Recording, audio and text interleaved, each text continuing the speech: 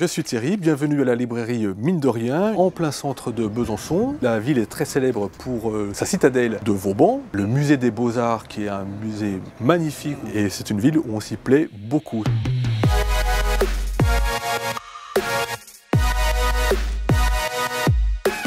C'est une toute petite librairie, elle fait 50 mètres carrés. Ça permet de faire des choix. Dans mes goûts personnels, je voulais accentuer la bande dessinée d'auteur, le roman graphique. C'est des bouquins très épais, avec un effort, en tout cas éditorial. J'ai des bandes dessinées où il n'y a pas d'intrigue, c'est juste une sorte de poème visuel. Il y a des livres, on est plus proche du livre d'art que de la fiction. Il y avait un lectorat qui n'allait pas à la bande dessinée par des préjugés, souvent des lecteurs de littérature. J'ai essayé de convaincre ces gens-là qu'en fait, il y avait aussi de la bande dessinée pour eux. Il y a beaucoup de gens qui viennent pour le conseil. C'est un peu l'identité du magasin. Je suis le passeur entre l'auteur et le lecteur. J'aime bien ça, j'ai toujours aimé ça. Ma librairie, oui, c'est un peu chez moi. Je crois que les gens viennent quand même ici en disant « Vous avez lu quoi? Qu'est-ce qui est bien ?» Voilà. J'ai quand même beaucoup de gens qui disent « Tant que vous ne l'avez pas lu, je ne le prends pas. »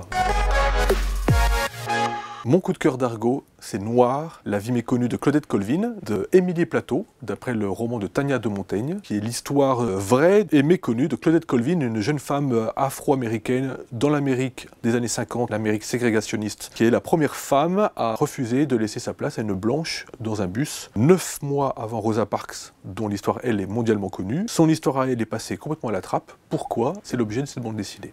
Émilie Plateau, elle a un dessin qui est très précis. Il y a tout un travail sur les décors, les bâtiments, qui est absolument somptueux. Un dessin hyper minimaliste. On regarde ça comme une sorte de dieu d'omniscient et on regarde toutes ces fourmis qui sont en train de se battre pour des droits humains en se disant mais qu'est-ce que c'est? Il y a un côté un peu pathétique quand on vous voit de loin que vous êtes tous les mêmes.